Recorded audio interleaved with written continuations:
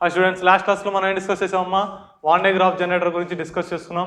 Next అందులో అంటే electric potential and కెపాసిటెన్స్లో ఉన్నటువంటి ప్రాబ్లమ్స్ చూద్దాం. అందులో ఫస్ట్ ప్రాబ్లం ఏంటంటే an elementary particle of mass small m and charge plus e initially at a very large distance is projected with a velocity v at a much more massive particle plus ze at rest. Find the closest possible distance of the incident particle అన్నాడు. ఏమన్నాడు ఇందులో క్వశ్చన్లో ఏమిచ్చాడు? ఒక particle తీసుకున్నాడంట. ఆ particle యొక్క mass ఎంత ఉంది? స్మాల్ m ఉంది. అదేవిధంగా ఆ పార్టికల్కి ఛార్జ్ ఎంత ఉంది? ప్లస్ ఈ ఉంది. ఇనీషియల్లో ఈ ప్లస్ ఈ ఛార్జ్ ఉన్నటువంటి పార్టికల్ ఎక్కడో ఫైనల్లో ఇన్ఫైనైట్ డిస్టెన్స్లో ఉంది. అందుకోండి వెరీ లార్జ్ డిస్టెన్స్ అన్నాడు, అంటే ఇన్ఫైనైట్ డిస్టెన్స్లో ఉంది అని మనం తీసుకున్నట్లయితే దాన్ని ఏం చేశాడు? Projected with velocity v towards A particle of charge plus ZE. మనం తీసుకున్నటువంటి ప్లస్ ఈ ఛార్జ్ ఉన్నటువంటి పార్టికల్ని ప్లస్ ZE పార్టికల్ ఉన్న ఛార్జ్ ఉన్నటువంటి పార్టికల్ వైపు విసిరేశాడు. ఎంత వెలాసిటీతో విసిరేశాడు? v వెలాసిటీతో. అయితే అది ఎంత దూరం వరకు దాని దగ్గరికి వెళుతుంది? డిస్టెన్స్ ఆఫ్ క్లోజెస్ట్ అప్రోచ్ని కనుక్కోమన్నాడు. సరే, ఏ విధంగా ఏంటో చూద్దాం. ఫర్ ఎగ్జాంపుల్ మనం తీసుకున్నటువంటి ఫస్ట్ పార్టికల్ ఇది అనుకోండి. దీని యొక్క mass small m, charge plus C. రెండవ ఛార్జు ప్లస్ ZE ఇక్కడ ఎక్కడో ఉందనుకోండి. ఈ రెండిటికి మధ్యలో దూరం ఇన్ఫైనైట్ డిస్టెన్స్ ఉంది. ఇన్ఫైనైట్ డిస్టెన్స్ ఉంటే ఆ రెండింటి మధ్యలో రిపల్సివ్ ఫోర్స్ కానీ అట్రాక్టివ్ ఫోర్స్ కానీ ఏమన్నా ఉంటుందా? ఉండదు. అంటే ఎటువంటి ఫోర్స్ ఈ ప్లస్ ఈ అనేటువంటి పార్టికల్ మీద ప్లస్ ZE వలన ఎటువంటి అట్రాక్టివ్ ఫోర్స్ కానీ రిపల్సివ్ ఫోర్స్ కానీ ఉండదు. అంటే ఈ పార్టికల్ అనేది ఫ్రీగా ఉంది. ఇప్పుడు దీన్ని ఏం చేసాం? v వెలాసిటీతో ఈ ప్లస్ ZE పార్టికల్ వైపు త్రో చేసాం, అంటే ప్రొజెక్ట్ చేసాం. ప్రొజెక్ట్ చేసినప్పుడు ఇది దగ్గరికి వస్తూ ఉంది. దగ్గరికి వస్తూ ఉంటే ఈ ప్లస్ ZE పార్టికల్ ఈ ప్లస్ ఈ పార్టికల్ని ఏం చేస్తుంది? రిపల్ చేస్తుందా? అట్రాక్ట్ చేస్తుందా? ఫస్ట్ పార్టికల్ ఉన్నటువంటి ఛార్జ్ పాజిటివే, సెకండ్ ఛార్జ్ ఉన్నటువంటి ఛార్జ్ కూడా పాజిటివే. రెండు సేమ్ ఛార్జెస్ కాబట్టి ఏమైతే రిపల్ అవుతాయి. రిపల్ అవుతాయి అంటే ఏంటి? ఈ ఫస్ట్ పార్టికల్ అనేది సెకండ్ పార్టికల్కి దగ్గరికి వెళ్తూ ఉంటే ఆటోమేటిక్ దాని యొక్క స్పీడ్ ఏమైంది? తగ్గిద్ది. ఎందుకని? అపోజ్ చేస్తుంది కదా, కాబట్టి వెలాసిటీ ఏమైంది? తగ్గుతూ వస్తుంది. ఎక్కడో ఒక చోట ఈ ఫస్ట్ పార్టికల్ యొక్క వెలాసిటీ అనేది ఎంతకు సమానం అవుతుంది? 0కి సమానం అవుతుంది. ఓకే, అర్థమైందో చెప్పింది? ఫస్ట్ పార్టికల్ సెకండ్ పార్టికల్ దగ్గరికి వస్తూ ఉంది అంటే ఈ ఫస్ట్ పార్టికల్ మీద సెకండ్ పార్టికల్ యొక్క ఫోర్స్ అనేది పెరుగుతుంది. ఫోర్స్ పెరగడం వల్ల ఇదేమైంది? రిపల్ అవుతూ ఉంటుంది. రిపల్ అవడం వల్ల స్పీడ్ అనేది తగ్గుతూ వచ్చింది. ఫస్ట్ v ఉంది, v నుంచి తగ్గుతా నిదానంగా తగ్గుతూ వచ్చి ఎక్కడికి వచ్చింది? 0కి వచ్చింది. వన్స్ ఫర్ ఎగ్జాంపుల్ ఇదిగోండి, ఈ ఏ అనేటువంటి పాయింట్ దగ్గర ఫస్ట్ పార్టికల్ యొక్క వెలాసిటీ 0 అయింది అనుకుందాం. ఫస్ట్ పార్టికల్ యొక్క వెలాసిటీ ఏ దగ్గర 0 అయిందంటే ఇంకా అక్కడి నుంచి ముందుకు వెళ్ళిద్ది, అది వెళ్ళదు, మళ్ళీ వెనక్కి వెళ్ళిద్ది. ఎందుకు వెనక్కి వెళ్ళిద్ది? ఈ రెండు పాజిటివ్ ఛార్జ్ కాబట్టి రిపల్ చేసిద్ది, వెనక్కి పోయింది. అంటే మనకు కావాల్సింది వెనక్కి వెళ్తుందా, వెనక్కి ఎంత వెలాసిటీ వెళ్తుందో మనకు అవసరం లేదు. మనకు కావాల్సింది ఏంది? ఎంత దగ్గరగా సెకండ్ పార్టికల్కి వస్తుంది, అది మనకు కావాల్సింది. ఇప్పుడు ఏ దగ్గర ఫస్ట్ పార్టికల్ యొక్క వెలాసిటీ 0 అనుకోండి, అంటే ఈ రెండింటి మధ్యలో మినిమం డిస్టెన్స్ ఎంత? ఏకి ZEకి మధ్యలో ఉన్నటువంటి దూరమేగా. దీన్ని ఏమనుకుందాం మనం? r అనుకుందాం. అంటే ఇక్కడ డిస్టెన్స్ ఆఫ్ క్లోజెస్ట్ అప్రోచ్ ఎంత అవుతుంది? స్మాల్ r అవుతుంది. డిస్టెన్స్ ఆఫ్ క్లోజెస్ట్ అప్రోచ్ అంటే మనం త్రో చేసినటువంటి పార్టికల్ సెకండ్ పార్టికల్కి ఎంత దగ్గరగా వెళ్ళగలుగుతుంది అనేది మన క్వశ్చన్. ఇప్పుడు ఇందులో ఎంత దగ్గరగా వెళ్ళగలుగుతుంది అంటే r దూరం వెళ్ళగలుగుతుంది అని మనం తీసుకున్నాం. ఇప్పుడు ఈ r దూరాన్ని మనం కనుక్కోవాలి. ఏ విధంగా కనుక్కోవచ్చు చూడండి. ఇనీషియల్లో ఈ ఫస్ట్ పార్టికల్ అనేది ఎక్కడో ఉంది, దీని మీద ఎటువంటి ఫోర్స్ లేదు. ఫోర్స్ అనేది లేకపోతే పొటెన్షియల్ ఎనర్జీ ఏమైనా ఉంటుందా? ఉండదు. పొటెన్షియల్ ఎనర్జీ 0 కదా. మరి ఇదేం చేస్తుంది? మూవ్ అవుతుంది v వెలాసిటీతో మూవ్ అవుతుందంటే దానికి ఏ ఎనర్జీ ఉన్నట్టు? కైనెటిక్ ఎనర్జీ ఉన్నట్టు. అంటే ఇనీషియల్లో దీనికి కేవలం కైనెటిక్ ఎనర్జీ మాత్రమే ఉంటుంది, పొటెన్షియల్ ఎనర్జీ ఏమీ కూడా ఉండదు. అదే ఏ దగ్గరకు వచ్చాం. ఏ దగ్గరకు వచ్చిన తర్వాత వెలాసిటీ ఎంత అయింది? 0 అయింది. వెలాసిటీ 0 అంటే కైనెటిక్ ఎనర్జీ కూడా ఎంత? 0. అంటే ఏ దగ్గర కైనెటిక్ ఎనర్జీ లేదు. ఈ రెండింటి మధ్యలో రిపల్సివ్ ఫోర్స్ ఉందా లేదా? ఉంది కదా. రిపల్సివ్ ఫోర్స్ ఉంది కాబట్టి పొటెన్షియల్ ఎనర్జీ కూడా ఉంటుంది.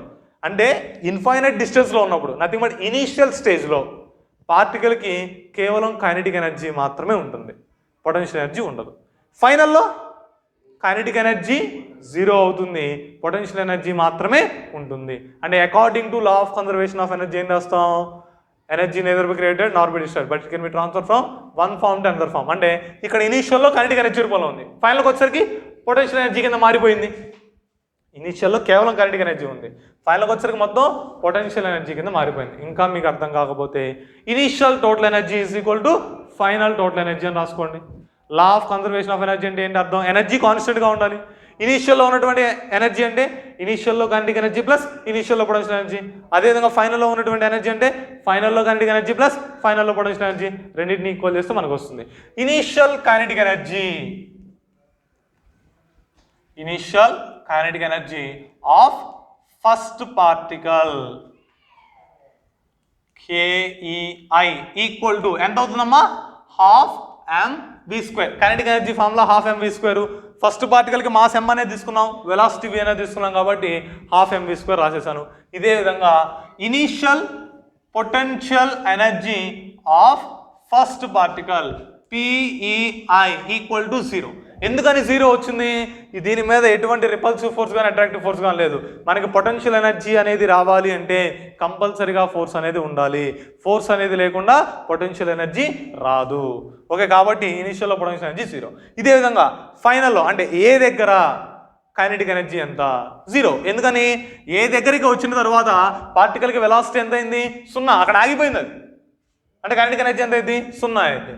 Final kinetic energy of first particle at A KEF equal to 0. ఎందుకంటే వెలాసిటీ 0, వెలాసిటీ 0 అంటే కైనెటిక్ ఎనర్జీ కూడా 0 కాబట్టి KE 0 రాసా. ఇదే విధంగా final potential energy of first particle at A PEF equal to potential energy అన్నాం. మరి పొటెన్షియల్ ఎనర్జీకి ఫార్ములా ఏంటి? మనకి MGH అని చెప్పమాకండి, అది ఎక్కడ? Gravitational potential energy. ఇక్కడ ఎలక్ట్రికల్ పొటెన్షియల్ ఎనర్జీ వస్తుంది. ఎలక్ట్రికల్ పొటెన్షియల్ ఎనర్జీకి ఫార్ములా ఏంటి? మీకు ఆల్రెడీ చెప్పాం, U is equal to 1/4πε0 into Q1 Q2/R. ఇది ఫార్ములా పొటెన్షియల్ ఎనర్జీకి. దీంట్లో ఎలక్ట్రోస్టాటిక్స్లో మనకి U ఈజ్ ఈక్వల్ 1/4πε0 అనేది కాన్స్టెంట్. Q1 అంటే ఏంటి? ఫస్ట్ ఛార్జ్ యొక్క మ్యాగ్నిట్యూడ్. Q2 అంటే సెకండ్ ఛార్జ్ యొక్క మ్యాగ్నిట్యూడ్. R అంటే ఏంటి? రెండు ఛార్జెస్ మధ్యలో ఉన్నటువంటి దూరం. ఇప్పుడు ఇందులో మనం తీసుకున్న దాంట్లో ఫస్ట్ దానికి ఎంత ఛార్జ్ ఉంది? +E ఉంది. సెకండ్ దానికి ఎంత ఛార్జ్ ఉంది? +ZE ఉంది. అంటే Q1 ప్లేస్లో +E రాయాలి, Q2 ప్లేస్లో +ZE రాసుకోవాలి. అప్పుడు +E into +ZE by 4πε0 constant గా అంతే ఉంటుంది. R అంటే distance between the two charges. ఈ రెండు చార్జెస్ మధ్యలో ఫైనల్ ఎంత దూరం ఉంది? R దూరమేగా ఉంది కాబట్టి ఇక్కడ ఏం రాశాను? R అని రాసుకున్నాను. ఓకే, ఇప్పుడు ఏం చేయాలి? According to law of conservation of energy, law of conservation of energy ప్రకారము ఏం రాసుకోవచ్చు? Total energy at initial position is equal to total energy at final position. Total energy అంటే sum of kinetic energy and potential energy. అంటే kinetic energy at initial plus potential energy at initial is equal to kinetic energy at final plus potential energy at final. ఇనీషియల్లో kinetic energy ఎంత? Half mv². Potential energy ఎంత? 0. ఫైనల్లో kinetic energy ఎంత? 0. ఫైనల్లో potential energy ఎంత? Direct రాస్తున్నానమ్మా. ఇక్కడ ZE into E అని ఉంది. ZE ఇంటూ E ఏమైంది? ZE² అవుతుంది. కాబట్టి ZE² బై 4πε0 R అవుతుంది. ఇప్పుడు రెండింటిని ఈక్వల్ చేయండి. అప్పుడు ఏమవుతుంది? Half mv² is equal to ZE² by 4πε0 R. మనకు కావాల్సింది ఏంటి? R కావాలి, డిస్టెన్స్ ఆఫ్ క్లోజెస్ట్ అప్రోచ్. కాబట్టి R ఒక్కదాని ఒక వైపు నుంచి మిగిలిన ఒక వైపు తీసుకెళ్దాం. ఇక్కడ 2 ఉంది, ఇక్కడ 4 ఉంది. 2 2 = 4. ఈ R అడి తీసుకొస్తే ఏమవుతుంది? R is equal to ZE² by 2πε0 mv² అవుతుంది. ఇది డిస్టెన్స్ ఆఫ్ క్లోజెస్ట్ అప్రోచ్కి ఫార్ములా. ఓకే, ఇది మనకి ఫస్ట్ ప్రాబ్లం. ఓకేనా? డిస్టెన్స్ ఆఫ్ క్లోజెస్ట్ అప్రోచ్ కనుక్కోవాలంటే ఎలా కనుక్కోవాలమ్మా?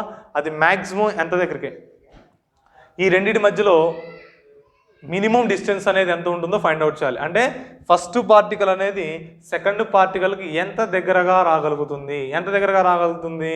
ఎప్పుడైతే దాని వెలాసిటీ అనేది 0 అవుతుంది, లేకపోతే ఎక్కడైతే దాని యొక్క వెలాసిటీ 0 అవుతుందో ఆ పాయింట్ నుంచి సెకండ్ పార్టికల్కి ఉండేటువంటి దూరమే distance of closest approach R. దేని ద్వారా కనుక్కున్నాం దీన్ని? లా ఆఫ్ కన్జర్వేషన్ ఆఫ్ ఎనర్జీ ప్రకారం ఇనిషియల్లో ఉన్నటువంటి టోటల్ ఎనర్జీ, ఫైనల్లో ఉన్నటువంటి టోటల్ ఎనర్జీ కనుక్కొని ఆ రెండింటిని ఈక్వల్ చేస్తే మనకేమవుతుంది? డిస్టెన్స్ ఆఫ్ క్లోజెస్ట్ అప్రోచ్ అనేది వస్తుంది. నెక్స్ట్ ప్రాబ్లం చూడమ్మా. సెకండ్ది, in hydrogen atom the electron and protons are at the distance of 0.5 angstroms then find the dipole moment of the system. ఏమన్నాడు, ఒక హైడ్రోజన్ ఆటమ్ తీసుకున్నట్లయితే ఆ హైడ్రోజన్ ఆటంలో ప్రోటాన్కి ఎలక్ట్రాన్కి మధ్యలో ఉన్నటువంటి దూరము 0.5 యాంగ్స్ట్రమ్లు. అయితే ఏం కనుక్కోవాలి అక్కడ, డైపోల్ మూమెంట్ అనేది కనుక్కోవాలి. డైపోల్ మూమెంట్ అంటే మీకు ఏం గుర్తు రావాలి, డైపోల్ అంటే ఏంటమ్మా, if two equal and opposite charges are separated by a small distance it will constitute an electric dipole. రెండు ఈక్వల్ అండ్ ఆపోజిట్ చార్జెస్ అనేవి కొంత దూరంలో కనుక ప్లేస్ చేసినట్లయితే దాన్ని మనం ఏమంటాం, ఎలక్ట్రిక్ డైపోల్ అంటాం. ఈ ఎలక్ట్రిక్ డైపోల్ యొక్క స్ట్రెంగ్త్ని దేని ద్వారా తెలియజేస్తాం, ఎలక్ట్రిక్ డైపోల్ మూమెంట్ ద్వారా తెలియజేస్తాం. ఎలక్ట్రిక్ డైపోల్ మూమెంట్ సింబల్ ఏంటి, P. Electric dipole moment P is equal ఏం రాస్తాం, electric dipole moment is equal to the product of magnitude of the charge and distance between the two charges. మనం తీసుకున్నటువంటి electric డైపోల్లో ఉన్నటువంటి charge యొక్క మ్యాగ్నిట్యూడ్ని అదేవిధంగా ఆ రెండింటి మధ్యలో ఉన్నటువంటి దూరాన్ని మల్టిప్లై చేసినట్లయితే మనకేమొస్తుంది, ఎలక్ట్రిక్ డైపోల్ మూమెంట్ అనేది వస్తుంది. ఇప్పుడు ఇచ్చినటువంటి క్వశ్చన్ కూడా ఇలాంటిదే. హైడ్రోజన్ అనేటువంటి ఆటం తీసుకున్నాడు. హైడ్రోజన్ యొక్క అటామిక్ నెంబర్ ఎంత, 1. అంటే దాంట్లో ఒక ప్రోటాన్ ఉంటుంది, ఒక ఎలక్ట్రాన్ ఉంటుంది. ప్రోటాన్ ఇదిగోండి, ఫర్ ఎగ్జాంపుల్ ఇది ప్రోటాన్ అనుకోండి, ఇది ఎలక్ట్రాన్ అనుకోండి. ఈ ప్రోటాన్కి ఎలక్ట్రాన్కి మధ్యలో ఉన్నటువంటి దూరం ఇచ్చాడు. ఎంత ఇచ్చాడు, 0.5 యాంగ్స్ట్రమ్స్, 0.5 యాంగ్స్ట్రమ్స్ అన్నాడు. అంటే మనకి ఏమేమి ఇచ్చినట్టు, ఇక్కడ 2a ఇచ్చినట్టే. గివెన్ 2a ఈక్వల్ టు ఎంత, 0.5 యాంగ్స్ట్రమ్స్. యాంగ్స్ట్రమ్ అంటే ఎంత, 10⁻⁻10 అంటే 0.5 ఇంటూ 10⁻⁻10 మీటర్స్ అని అర్థం. నెక్స్ట్ అదేవిధంగా ఇంకేమి ఇచ్చాడు, క్యూ. క్యూ అంటే మ్యాగ్నిట్యూడ్ ఆఫ్ ది చార్జేగా. హైడ్రోజన్లో ఎన్ని ప్రోటాన్లు ఉంటాయి, ఒకటే ప్రోటాన్ ఉంటుంది. అంటే అప్పుడు క్యూ ఈజ్ ఈక్వల్ టు ఏం రాయొచ్చు, ఈ. ఈ అంటే charge of electron, charge of proton. Charge of proton ఎంత, 1.6 ఇంటూ 10⁻⁻19 కూలూమ్స్. ఇది ఫార్ములా. ఈ ఫార్ములాలో సబ్స్టిట్యూట్ చేసి సరిపోయింది. We know that P is equal to Q into 2a. Q ఎంతమ్మా, 1.6 ఇంటూ 10⁻⁻19 ఇంటూ 2a ఎంత, 0.5 ఇంటూ 10⁻⁻10. ఎంత వస్తుంది, ఈ 0.5 అని 1/2 అనుకోండి. 1.6 డివైడెడ్ బై 2. 1.6 డివైడెడ్ బై 2 అంటే ఎంత వచ్చింది, 0.8 వచ్చింది.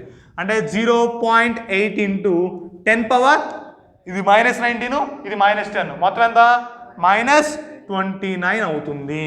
దీన్ని ఒకవేళ 0.8 కింద రాయకుండా 8 కింద రాసుకోవాలంటే 8 ఇంటూ 10⁻⁻1 అని రాస్తాం. 10⁻⁻1 10⁻⁻29 10⁻⁻30 అయింది. అప్పుడు P ఈజ్ ఈక్వల్ టు ఏమైంది, 8 ఇంటూ 10⁻⁻30. అయిపోయిందా, అయిపోలేదు. కంపల్సరీగా అక్కడ ఏం రాయాలి, యూనిట్స్ రాయాలి. ఇప్పుడు డైపోల్ మూమెంట్కి యూనిట్స్ ఏంటి, ఇక్కడ ఏం రాసాం, Q ఇంటూ 2a అని రాసాం. Q అంటే ఛార్జ్, ఛార్జ్ యూనిట్స్ ఏంటి, కూలూమ్స్, కాబట్టి C. నెక్స్ట్ అదేవిధంగా 2a అంటే డిస్టెన్స్, డిస్టెన్స్ యూనిట్స్ ఏంటి, మీటర్స్, కాబట్టి కూలూమ్ ఇంటూ మీటర్ అని రాసుకోవాలి. ఓకే, ఇది డైపోల్ మూమెంట్. ఇందులో సెకండ్ ప్రాబ్లం యొక్క ఆన్సర్ అది. నెక్స్ట్ ఇదే విధంగా థర్డ్ ప్రాబ్లం చూద్దాం. థర్డ్ ప్రాబ్లం ఒకసారి చూడండి. ఏమన్నాడు, there is a uniform electric field in the XOY plane which is represented by 40 I cap plus 30 J cap volt per meter. If the electric potential at the origin is 200 volts, find the electric potential at a point 2 meter, 1 meter. ఏమన్నాడు, ఒక XY plane తీసుకున్నట్లయితే XY ప్లేన్లో 40 I cap plus 30 J cap అనేటువంటి ఒక electric field ఉంది. ఆ electric field ఉన్నట్టే కంపల్సరీగా పొటెన్షియల్ ఉంటుంది కదా. ఆరిజిన్ దగ్గర పొటెన్షియల్ ఇచ్చాడు, ఎంత, 200 volts. మనం ఏం కనుక్కోవాలి, 2 మీటర్, 1 మీటర్ అంటే 2, 1 అనేటువంటి పాయింట్ దగ్గర పొటెన్షియల్ కనుక్కోవాలి. ఇదిగో డయాగ్రామ్ గీస్తే మీకు అర్థం అవుతుంది. ఇది ప్లేను XOY. ఓకే, ఇందులో ఎలక్ట్రిక్ ఫీల్డ్ ఉంది. డైరెక్షన్ మనకు తెలుసా, తెలియదు, ఏదో ఎటో ఉంది, ఇలా ఉందని తీసుకుందాం. ఈ బార్ అనేటువంటి ఎలక్ట్రిక్ ఫీల్డ్ ఉంది. ఈ బార్ ఎంత ఇచ్చాడు, గివెన్ ఈ బార్ ఈజ్ ఈక్వల్ ఎంత, 40 I cap plus 20 30 40 I cap plus 30 J cap volt per metre అన్నాడు. ఇంకేమి ఇచ్చాడు, if the electric potential at the origin is 200 volts.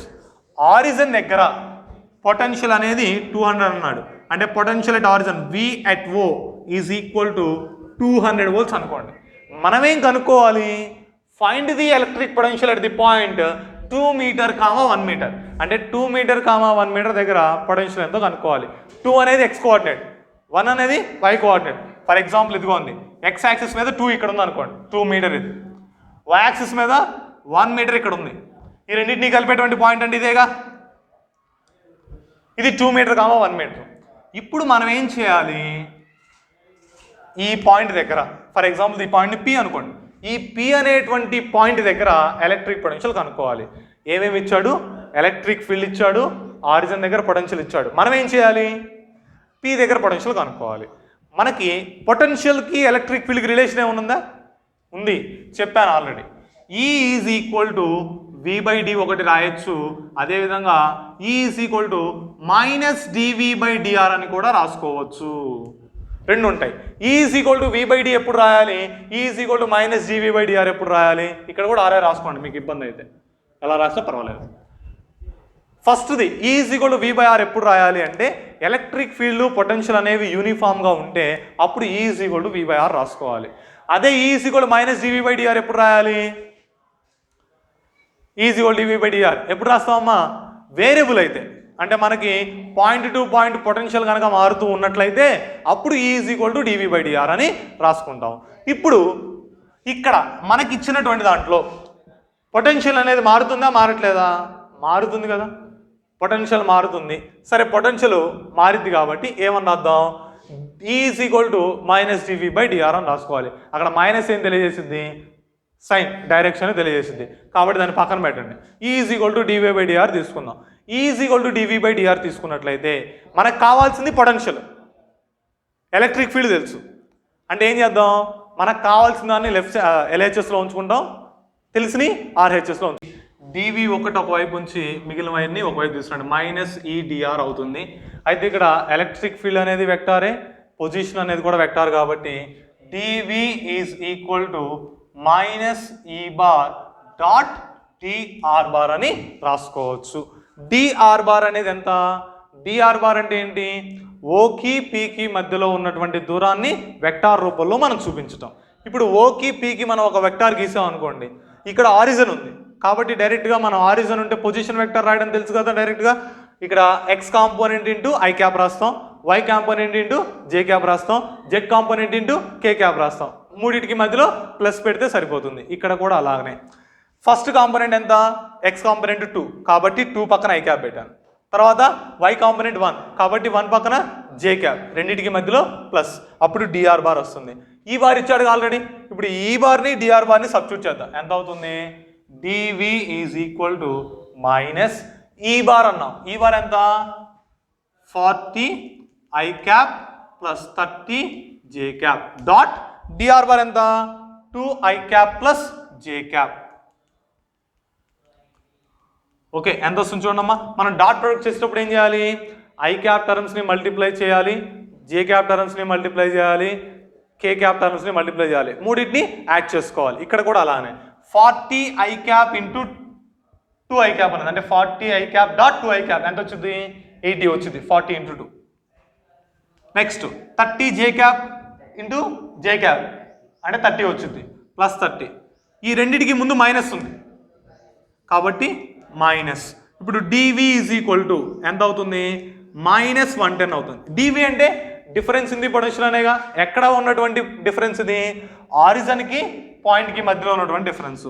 V at P minus V at O is equal to -110 అని అర్థం. V at P is equal ఏమైంది, 110 plus V at O. ఎక్కడ తేడా వచ్చింది మళ్ళీ, ఇక్కడ నేను మైనస్ రాయడం మర్చిపోయి, ఇక్కడ -110 ఉంది, ఇక్కడ నేను +110 రాశాను. VP is equal to -110 plus V0, -110 plus V0 ఎంత, 200, కాబట్టి ఇక్కడ 200 సబ్స్టిట్యూట్ చేస్తే 200 - 110, 200 - 110 అంటే ఎంత, ఇది 90 అవుతుంది. అప్పుడు VP ఈజ్ ఈక్వల్ ఎంత, 90 volts వస్తుంది. Okay.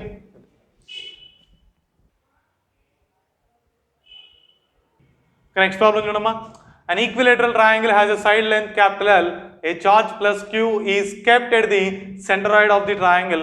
Find the ratio of the minimum and maximum possible potential for the point P.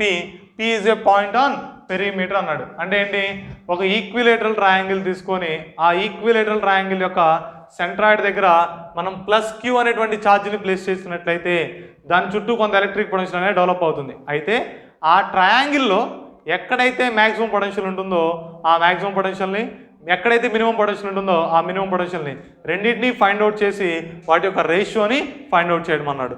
ఇప్పుడు ఫర్ ఎగ్జాంపుల్ ఇదిగోండి, ఇది ఈక్విలేటరల్ ట్రయాంగిల్ అనుకుందాం. ఈక్విలేటరల్ ట్రయాంగిల్ యొక్క సెంట్రాయిడ్ని మీరు ఎలా గుర్తుపెడతారు? వర్టెక్స్ నుంచి ఆపోజిట్ సైడ్లో మిడ్ పాయింట్ని ఒక స్ట్రైట్ లైన్ తీసుకోవాలి మూడింటికి. ఫర్ ఎగ్జాంపుల్ ఇదిగోండి, బి అనేటువంటి పాయింట్ తీసుకున్నా. ఏసీలో మిడ్ పాయింట్ని బి అనేటువంటి వర్టెక్స్ని ఒక స్ట్రైట్ లైన్తో కలుపుతాం. అదేవిధంగా ఏ అనేటువంటి వర్టెక్స్ని బీసీలో ఉన్నటువంటి మిడ్ పాయింట్ని ఒక స్ట్రైట్ లైన్తో కలుపుతాం. సి అనేటువంటి వర్టెక్స్ని ఆపోజిట్ సైడ్ ఏబీలో మిడ్ పాయింట్ని ఒక స్ట్రైట్ లైన్తో కలుపుతాం. ఇప్పుడు ఈ మూడు స్ట్రైట్ లైన్స్ కూడా ఎక్కడైతే ఇంటర్సెక్ట్ అవుతాయో ఆ పాయింట్ని దేని కింద తీసుకుంటాం? సెంట్రాయిడ్ కింద తీసుకుంటాం. ఆ సెంట్రాయిడ్ క్యాపిటల్ జీ అనుకోండి. ఇప్పుడు ఇదేం చేశాడు, ఈ సెంట్రాయిడ్ దగ్గర ప్లస్ క్యూ అనేటువంటి ఛార్జ్ని ప్లేస్ చేశాడు. ఇదిగోండి, ఇక్కడ ప్లస్ క్యూ అనేటువంటి ఛార్జ్ని ప్లేస్ చేస్తాం. ఈ ప్లస్ క్యూ అనేటువంటి ఛార్జ్ని ప్లేస్ చేయడం వల్ల ఈ చుట్టూ కూడా మొత్తం ఏమవుతుంది? ఎలక్ట్రిక్ ఫీల్డ్ అనేది డెవలప్ అవుతుంది. ఎలక్ట్రిక్ ఫీల్డ్ డెవలప్ అయిందంటే ఎలక్ట్రిక్ పొటెన్షియల్ కూడా ఉంటుంది. ఇప్పుడు ఈ పెరిమీటర్ మీద అంటే ఏబి, ఇదిగోండి ఏబిసిఏ, ఈ పెరిమీటర్ మీద మ్యాక్సిమం పొటెన్షియల్ ఎక్కడ ఉంటుంది, మినిమం పొటెన్షియల్ ఎక్కడ ఉంటుంది, ఆ రెండు ఫైండ్ అవుట్ చేసి వాటి యొక్క రేషియోని కనుక్కోవాలి. ఫర్ ఎగ్జాంపుల్ ఇక్కడ ఇచ్చారు చూడండి, P is a point on the perimeter. For example ఇక్కడ పి ఉంది అనుకోండి, పొటెన్షియల్ కొంత ఉంటుంది. ఇక్కడ పి ఉంది, పొటెన్షియల్ కొంత ఉంటుంది. ఇక్కడ పి ఉంది, పొటెన్షియల్ కొంత ఉంటుంది. అంటే పి అనేది ఎక్కడైనా తీసుకోవచ్చు మనం. ఫర్ ఎగ్జాంపుల్ ఈ పి అనేటువంటి పాయింట్ని ఎక్కడ ప్లేస్ చేసినప్పుడు మ్యాక్సిమం వచ్చింది, ఎక్కడ ప్లేస్ చేసినప్పుడు మినిమం వస్తుంది అనేది మనం కనుక్కోవాలి. సరే, పొటెన్షియల్కి ఫార్ములా ఏంది? V is equal to 1/4πε0 into Q/R. ఇది పొటెన్షియల్కి ఫార్ములా. ఇప్పుడు ఈ పొటెన్షియల్లో 1/4πε0 కాన్స్టెంటే, క్యూ కూడా కాన్స్టెంటే. ఏది వేరియబుల్? స్మాల్ ఆర్ మాత్రమే వేరియబుల్. అంటే ఇక్కడ దీన్ని బట్టి ఏం రాసుకోవచ్చు? V is inversely proportional to 1/r అనేగా, అంతేనా? V is inversely proportional 1/r. అంటే డిస్టెన్స్ తక్కువగా ఉంటే పొటెన్షియల్ ఎక్కువగా ఉంటుంది, డిస్టెన్స్ ఎక్కువగా ఉంటే పొటెన్షియల్ తక్కువగా ఉంటుంది. ఇప్పుడు మీరు ఈ ట్రయాంగిల్లో సెంట్రాయిడ్ నుంచి, ఈ G అనేటువంటి సెంట్రాయిడ్ నుంచి దగ్గరగా ఉండే పాయింట్స్ ఏంటి, దూరంగా ఉండే పాయింట్స్ ఏంటియో తెలిస్తే ఆటోమేటిక్ వచ్చినట్టే. సరే, ఈ ట్రయాంగిల్ మొత్తంలో అంటే ఈ చుట్టుకొలత పెరిమీటర్ మొత్తంలో కూడా ఈ G అనేటువంటి పాయింట్కి దగ్గరగా ఉండేటువంటి పాయింట్స్ ఏంటి? ఇదిగోండి, ఇవి ఈ మూడు దగ్గరగా ఉంటాయి. అంటే from the centroid mid points of the sides are at lowest distance. అంటే సెంట్రాయిడ్కి మనం తీసుకున్నటువంటి ట్రయాంగిల్లో మూడు సైడ్స్ యొక్క మిడ్ పాయింట్స్ అనేవి దగ్గరగా ఉంటాయి. అంటే మిడ్ పాయింట్స్ దగ్గరగా ఉంటాయి కాబట్టి మిడ్ పాయింట్స్ యొక్క పొటెన్షియల్ ఎలా ఉంటుంది? ఎక్కువగా ఉంటుంది. అంటే ఈ మిడ్ పాయింట్స్ దగ్గర పొటెన్షియల్ ఎక్కువ. ఇప్పుడు మరి దూరంగా ఉండేది ఏంటిది? వర్టెక్స్. ఇదిగోండి ఏబిసి, వర్టెక్స్ అనేది ఎలా ఉంటాయి? దూరంగా ఉంటాయి. అంటే ఇప్పుడు దీన్ని బట్టి ఏం చెప్పుకోవచ్చు? మనం తీసుకున్నటువంటి ట్రయాంగిల్లో సెంట్రాయిడ్ దగ్గర ఛార్జ్ పెట్టినట్లయితే మిడ్ పాయింట్స్ దగ్గరేమో ఎక్కువ పొటెన్షియల్ ఉంటుంది, వర్టెక్స్ దగ్గరేమో మినిమం పొటెన్షియల్ ఉంటుంది. ఓకే, అదే రాసుకున్నాం ఇక్కడ. Distance between vertex and vertex and centroid is smaller. అదేవిధంగా distance between mid points of sides and centroid is larger. Okay, వర్టెక్స్లు ఏమో దూరంగా ఉంటాయి, మిడ్ పాయింట్స్ ఏమో దగ్గరగా ఉంటాయి. కాబట్టి సో ఏమని చెప్పుకోవచ్చు? మ్యాక్సిమం పొటెన్షియల్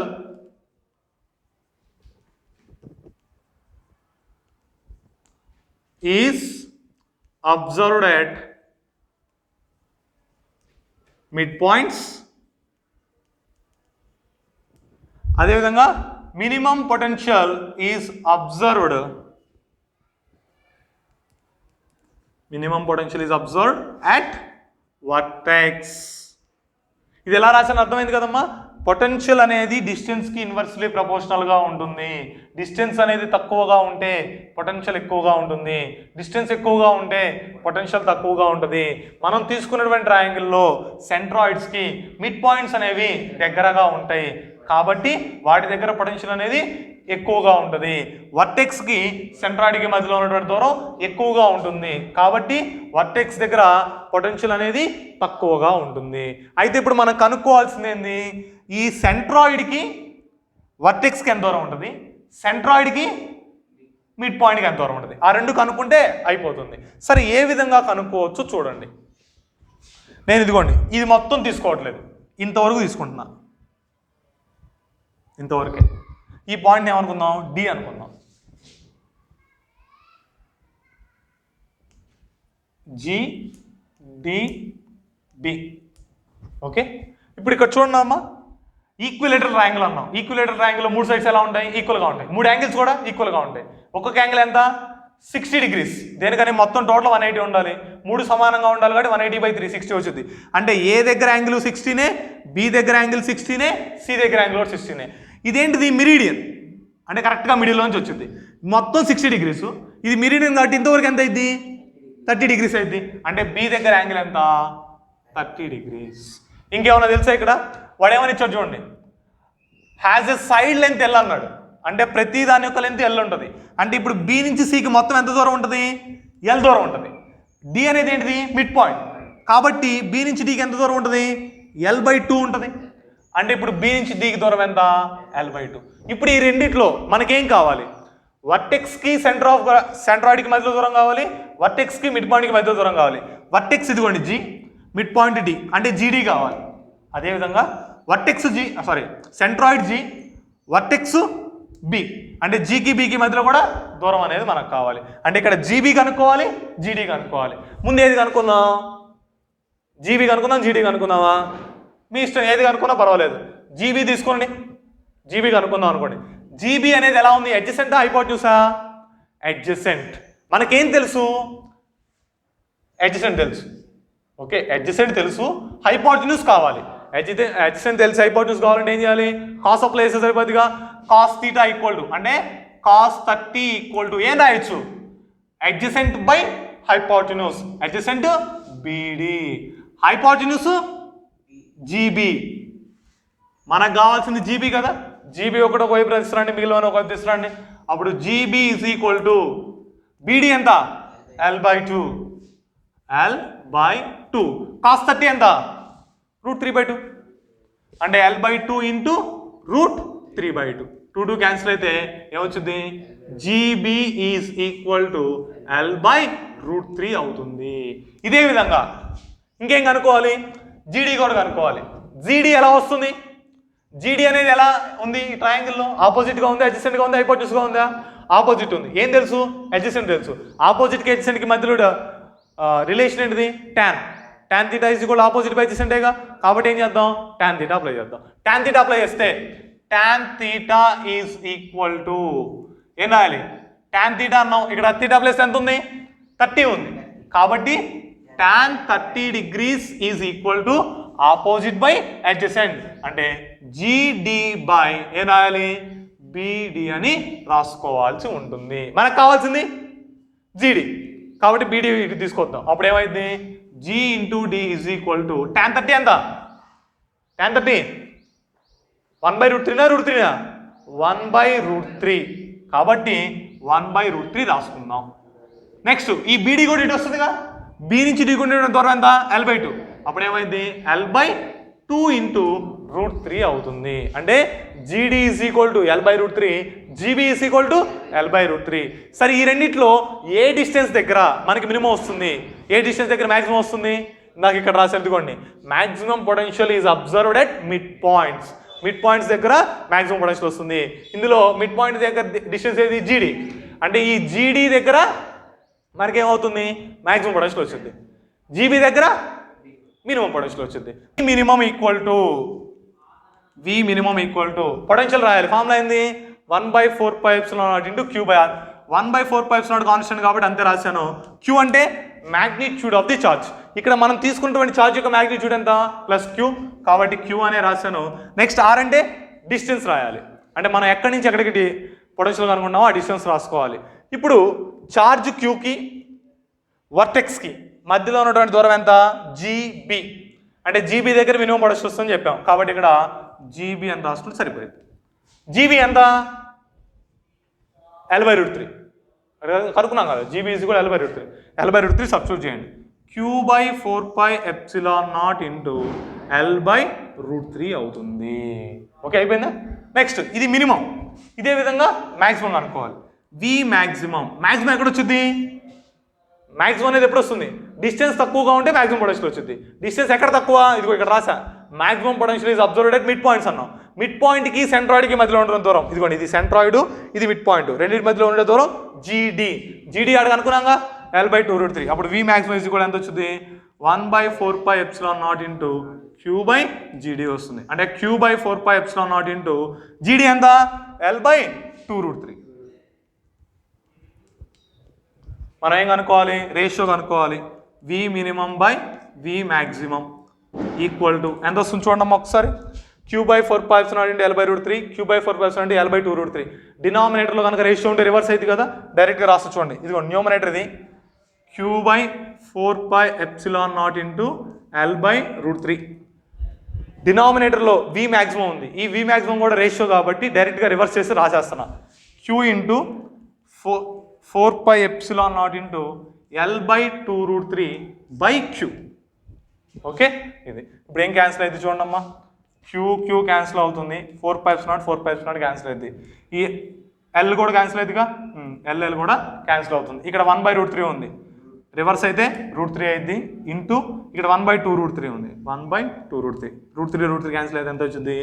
1/2 వచ్చింది, అంటే V minimum by V maximum is equal to 1/2 అవుతుంది. ఓకే, ఇది ఇంతవరకు మనకి 4th ప్రాబ్లం.